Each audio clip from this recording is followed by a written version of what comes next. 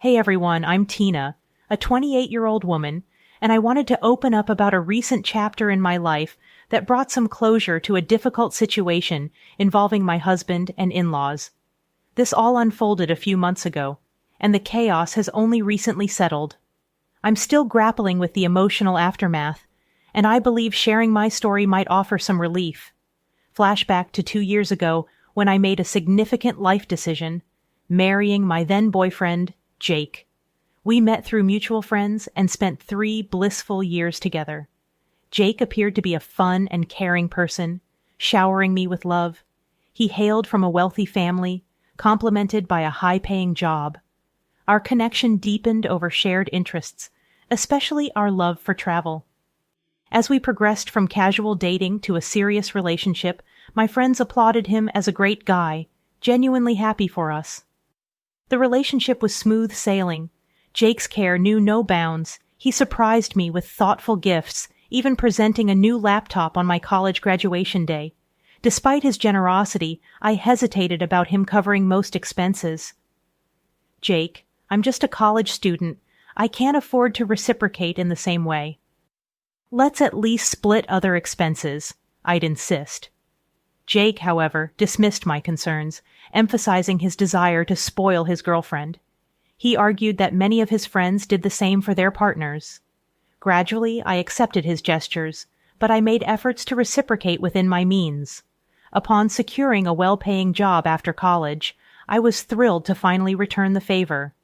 We transitioned to splitting expenses evenly and contemplated moving in together. You can move in with me, Jake suggested. I inherited my house from my grandpa, so you won't have to worry about rent, but let's split other expenses. It wouldn't be fair otherwise. Despite my reservations, Jake reassured me that he wanted to take care of me. However, we agreed to divide other costs more equitably, considering the difference in our incomes. Everything appeared to be going well until I finally had the opportunity to meet Jake's family, who resided in a different state quite far from us. Jake, caught up with work commitments, couldn't join them, so I was left to welcome his parents and sister on my own. Prior to this meeting, Jake warned me about their occasional judgmental nature, offering a vague heads-up without elaborating. He simply advised me to play along and ignore any potentially hurtful comments. Despite my reservations, I approached the situation with optimism. However, any shred of positivity quickly evaporated upon their arrival. When Jake's parents and sister landed, they appeared visibly annoyed, a stark contrast to the warm reception I anticipated. As we gathered for conversation, it became evident that they held a negative opinion of me. So, you're the woman Jake has been seeing? I didn't expect to find you in this house. Do you even pay rent? Sandra, Jake's mother, questioned with a disapproving tone. No, Sandra, I don't pay rent. Jake mentioned that the house is fully paid for, but we split all the bills evenly, I explained, hoping to address any concerns. Sandra dismissed my explanation, asserting, just because the house is paid for doesn't mean you can mooch off him. This is his house, not yours. Remember that for the rest of your life. The conversation took an uncomfortable turn, especially with Jake's sister Cassie, who seemed more interested in glaring at me than engaging in dialogue. When I attempted to include her by asking about her life, she responded with irritation, mentioning her marriage to a wealthy billionaire back home. Despite my efforts to bridge the gap, she waved me off, and Jake offered no support, seemingly aligning himself with his family's sentiments. Throughout their stay, Dave and Sandra continued to criticize me. They disapproved of my spending on makeup and skincare, insisting I shouldn't indulge in such luxuries when not contributing enough to the household. Their suspicion that I was relying on Jake's finances intensified, fueled by Jake's occasional unfounded remarks against me. For instance, he casually mentioned, Tina was a struggling student, even when it wasn't entirely true. When we first met, I found myself covering all the expenses given that Tina had just started a job that didn't quite support her apparent taste for luxury. Confused by Jake's unexpected comments, I reminded him that we split our bills, emphasizing that I lived a simple life before and during our relationship. I clarified that any luxury items I owned were gifts from him, and I even used to scold him for overspending. However, Jake insisted that his status demanded extravagant gifts, and now I see it was more about him boasting to his friends. Their visit left a bitter taste, prompting me to question Jake about the whole ordeal. Unfortunately, he shrugged it off, downplaying the situation. "You're overthinking, Tina. Don't take it to heart. They meant well," he said dismissively, despite my reservations. 6 months later, he proposed, and I happily accepted. We planned an engagement party, which we split evenly. Balancing my small business on the side, Jakey knew about its growth but never inquired about the income. To me, it was a fulfilling hobby rather than a significant moneymaker. Deciding it was time to treat myself a bit, I opted for a grand engagement party, and Jake supported the idea. We divided the expenses equally, and I even covered the plane tickets for my extended family to attend. However, on the day of the party, criticism resurfaced. "You shouldn't have splurged so much at this party, Tina. You're draining Jake's account before you're even married. At this rate, you'll end up with a backyard wedding. I thought you were financially irresponsible, but it's worse than I thought," they remarked. I firmly declared to Sandra, "The party was extravagant, but we both agreed to it. I paid my share, and it was your son's idea to include everyone. Tina insisted a lot, and I couldn't say no. I don't mind spending, but this party cost us a lot," I explained. Sandra retorted, accusing me of manipulating Jake into spending money, claiming he just couldn't say no to me. Cassie joined in, asserting that she knew the kind of person I was, and that I should have fought better.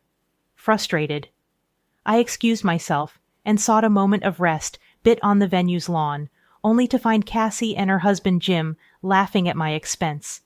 It felt like my engagement party was unraveling, with Jake oblivious to his family's judgments. Most of his extended family assumed I was jobless, painting me as a dependent fiancé. My mom, perceptive and protective, noticed my distress and approached. Aware of how hard managing finances could be as a single parent, she urged me to reconsider the engagement, pointing out the ongoing mean comments from Jake's family. After the party, I confronted Jake about the situation. He dismissed it as a joke, expressing his love and stating he didn't care about financial matters. However, I reiterated my desire to contribute, especially towards rent, but he brushed off the suggestion. Wedding planning brought more stress, with Jake's parents criticizing my choices and accusing me of bankrupting their son. I defended myself, stating that we were all contributing to the wedding, including my mom. Sandra's response was harsh, accusing me of robbing her son and insinuating that they expected us to empty the bank account for the wedding as well. On the day of the wedding, Cassie continued her comments on my dress and makeup expenses, despite my clarification that my mom covered those costs. The ceremony proceeded smoothly, but during the reception, Sandra and Dave couldn't resist bringing up my spending habits and accusing me of bleeding their son dry. Despite their negativity, I chose to keep quiet to prevent them from spoiling my special day. After a few months, Jake received a significant promotion at work and wanted to celebrate with a big family dinner. I was thrilled for him and decided to make the dinner extra special by offering to cover all the expenses. "I want this dinner to be extra special, Jake. I'm extremely proud of you, and I want to give you a treat." "I've decided to pay for the dinner party completely," I enthusiastically told him.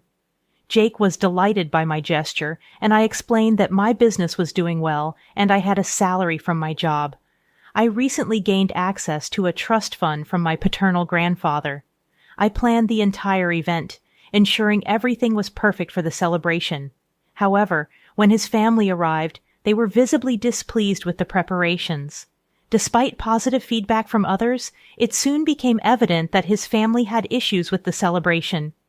During the speeches, Sandra stood up and loudly declared, "I thank everyone for gathering here to celebrate my son. He's incredibly hardworking and generous. He deserves this promotion completely. However, his luck just ended there. It's sad that out of all people, he was shackled down by a gold digger. I wish he had the foresight to see what his wife is. Then he wouldn't have to work so hard to fund her luxury life. Feeling the weight of the accusations and insults, I took a deep breath and responded, I feel sorry for my poor boy. I'm glad he had Tina sign the prenup before the wedding. At least some of his assets would be saved. Sandra continued complaining about her wife's spending habits, expressing relief that she earned enough to keep a trophy wife. Jake joined in, agreeing that he couldn't spend money on himself because there was none left. He remarked that marrying Tina was a mistake, contrasting her with Jim's hypothetical reaction to a gold digger. In shock and frustration, I couldn't hold back any longer. Do you guys think I am a gold digger? I asked incredulously, to which Jake added, Your lifestyle is quite damaging to my bank account. Feeling hurt and misunderstood, I decided to address the accusations head-on. Since I am such a gold digger to you, let me just show you my bank balance. I guess that will clear things up for you, I declared, revealing my financial standing to everyone. The response was disbelief and accusations. Did you steal my son's money? Sandra accused, while Jake questioned, She must have stolen from you. Frustrated, I clarified, I don't need to steal money from your son. This is all my blood and sweat. Also, I recently got access to my trust fund left to me by my grandfather. I was going to get a bigger house with it and surprise Jake, but I guess that won't be happening anymore. Despite my attempt to set the record straight, Jake suggested, We can still buy the house. It'll be a lovely gift. However, I stood firm, expressing my refusal to accept a gift after enduring insults from his family. This is not happening. Your family has been insulting me for too long, and you never once stood up for me. Instead, you made up these lies about how I'm using your money, I asserted, feeling the need to address the long-standing issue. Jake attempted to downplay the situation, claiming I was overreacting. However, I stood my ground, stating, No, I am not overreacting. All the people here know what your family has been calling me. They were here when you let them insult me during our engagement party. Feeling the weight of years of disrespect and humiliation, I finally decided I could no longer tolerate the toxic environment. I sternly told Jake I want a divorce. He attempted to plead and explain, but my mom intervened, advising him to keep quiet. You never defended my girl all these years. It's time she ends this toxic relationship for good, she asserted. We left the party, leaving the shocked attendees whispering amongst themselves. Despite exposing Jake to his extended family, friends, and colleagues, I didn't care anymore. I was done with him. Mom and I went straight to the house, collected my belongings, and Jake kept blowing up my phone in an attempt to talk. I muted it and went to stay with my mother. The next day, I contacted my cousin, a lawyer, to draw up divorce papers with a prenuptial agreement in place. The split would be straightforward, and I wouldn't have to give him any money despite having more than him now. Jake and his family showed up at my mom's place, demanding to talk. Mom firmly told them to leave, and Jake kept trying to contact me, sending a range of messages from sobbing apologies to threatening harm. I stored all the recordings, preparing for a potential restraining order. Despite the emotional turmoil, I found strength in my mother's support. Jake even tried to show up at my office, but security was informed beforehand, promptly removing him. It was then I decided to quit my job. The well-paying, booming business meant I no longer needed it, and I wasn't interested in becoming a millionaire. I simply desired a peaceful life with dignity, so I submitted my notice that day and decided to move forward. A week after serving Jake with divorce papers at his workplace, he showed up at my former workplace, only to discover I had already quit. Colleagues informed me about his persistent attempts to send flowers and gifts to my mother's address. We returned the parcels, but the harassment continued, prompting me to contemplate relocation. With my mother's support, I found a perfect house in the next state, offering me a haven away from my ex.